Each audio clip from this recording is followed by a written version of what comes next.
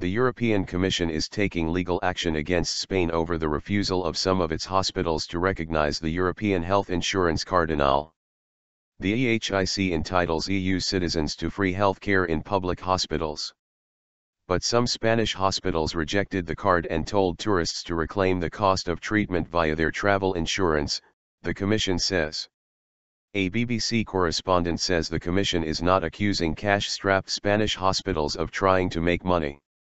The Commission, which checks compliance with EU law, has requested information on the issue from the Spanish government, the first stage of an infringement procedure which could eventually result in a fine.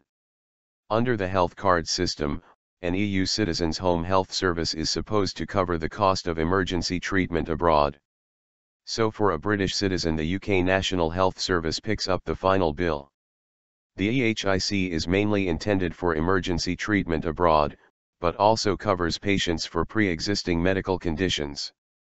In cases where doctors think a European visitor's treatment can wait until they get home, then the EHIC can be deemed invalid.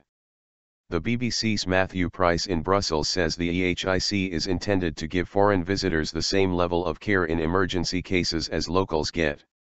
Our correspondent says a British holidaymaker in Spain told him that when he went to hospital severely dehydrated, he was told to give them his travel insurance details. The Commission says it has had hundreds of such complaints concerning Spain. It says the much higher cost of private treatment is being passed on to the travel insurance companies or, increasingly, is being billed to the citizens directly.